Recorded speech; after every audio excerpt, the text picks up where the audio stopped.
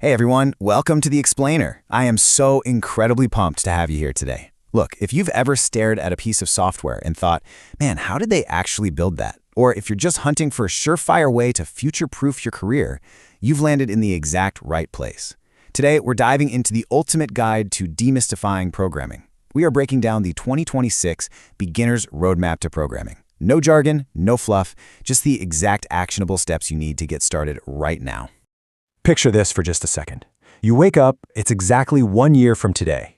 You groggily reach over for your phone, and sitting right there on your lock screen is a payment notification. Someone just bought an app that you built. Or, maybe instead of a payment, it's an email offering you your very first remote tech job. Sounds kind of like a fantasy, right? Maybe even completely impossible? Well, it's really not. The absolute truth here is that every single professional programmer out there, the folks literally building the future, started with just one simple line of code. And today, we're going to get you to yours. Okay, let's dive into this. Here is the exact roadmap we're going to follow today. Why learn to code, starting with Python, choosing your tech path, building real projects, and why consistency beats talent. Let's get moving. Step 1. Why learn to code? The modern superpower. So why is coding rapidly becoming the single most valuable skill in the world right now? Well, think about your daily routine for a sec. Think about the apps you interact with from the moment you wake up to the moment your head hits the pillow. Instagram, YouTube, Netflix, WhatsApp, Amazon, right? These aren't just magical platforms that poofed into existence out of thin air. Someone, somewhere, sat down at a keyboard and coded every single one of them. Coding is this incredible fundamental building block that allows one single person to scale a solution to millions of people instantly. Now, I want to bust a massive myth right here, right now. You absolutely do not have to become a full-time software engineer just because you learn to code. Seriously, scratch that idea. Today, doctors are using coding to analyze patient data. Scientists are using it for complex research. Business owners use it to scale up their operations. Content creators use it. Even students use coding to automate their research and save literally hours of boring manual work. It is a completely universal tool. Ultimately, learning to code is about so much more than just typing weird symbols onto a screen. It teaches you how to systematically solve really complex problems. It wires your brain to think logically. And most importantly, it gives you the ability to create tangible things purely out of your own imagination. As the source material beautifully puts it, it's like learning a superpower. Step 2. Start with Python, your first weapon. If you go online right now and Google how to code, you are going to get slammed with hundreds of languages and confusing acronyms. Let me cut right through all that noise for you. Start with Python. Why?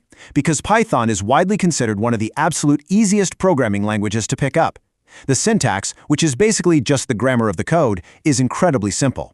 It practically mimics plain English because it strips away all that complex punctuation that bogs down older languages. Plus, it's not just a beginner's toy, it's a powerhouse.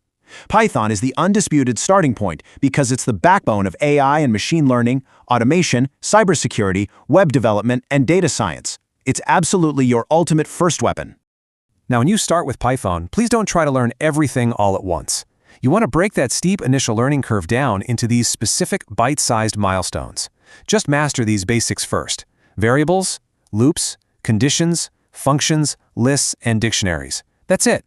These 6 concepts are essentially the nouns and verbs of all software.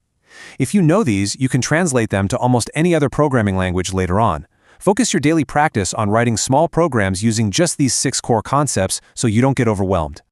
Step 3. Choose your tech path. Master one language first. Now, what's really interesting about this is that once you're comfortable with those fundamental Python basics, the secret to success isn't learning every single language out there. It's mapping your specific goal to one specific language. Notice how directly we can chart this out. If you want to build websites, you'll pivot over to HTML, CSS, and JavaScript. If you want to build mobile apps, look into Flutter with Dart. If artificial intelligence is your passion, you'll stay right where you are with Python and dive into machine learning libraries. And if making video games excites you, you'll want to explore Unity using C# or Unreal Engine using C++. Pick your goal, pick the language, and focus completely on that one track. Step 4. Build real projects. The training montage. All right, listen up, because as you shift from theory to practice, you need to be aware of the single biggest mistake beginners make at this exact stage of the roadmap. They get completely trapped in what we call tutorial hell. They watch hundreds of hours of coding tutorials on YouTube, but they never actually build anything themselves. Here's the reality check. Watching tutorials feels productive. Your brain gets a nice little dopamine hit because you're consuming information and it feels like you're doing something. But building projects is actually productive. You have to get your hands dirty to truly learn this skill. So, what should you actually build? Keep it incredibly small. Don't try to build the next Facebook on day one. Here is the exact list of tiny projects you should tackle first. Build a simple calculator, then maybe a to-do list, next try a number guessing game, and finally a basic weather app. Each one of these many projects is going to force you to encounter a new problem, and solving that problem is exactly what will teach you something entirely new. And hey, if the idea of building an app from scratch makes your palms sweat a little bit, hear this. Coding is not about memorizing. Let me say that again for the people in the back. It is not about memorizing every single command or function. The whole goal is just knowing how to solve problems. Even the most experienced, highly paid programmers in the world search online for answers every single day. They use Google, they read documentation, they just figure it out as they go. Step 5. Consistency beats talent. The ultimate mindset. So we've covered the languages and the projects, but the magic number for your mindset is 30. That is literally all the time you need to dedicate to this every day to see massive results. Just 30 minutes of practice every single day. If you can dedicate half an hour daily to writing code and solving small problems, the compounding effect of that progress over weeks and months will absolutely blow your mind. So, the crucial point is this. Consistency beats talent every single time. It is not about being some sort of math genius. It's just about showing up. And please, remember this golden rule. Never ever compare your day 1 to someone else's year 5. Everyone, even the greatest software engineers live today, had a day 1 where they literally didn't know how to print "Hello World" on a computer screen. They say the absolute best time to start coding was yesterday, right? But the second best time is definitely today. We've given you the map, the language, and the 30-minute rule. So I'm going to leave you with this one thought to chew on. When you look down at your phone 1 year from today, what exact problem will your code be solving? Thanks so much for hanging out with me for this explainer, and I'll catch you next time.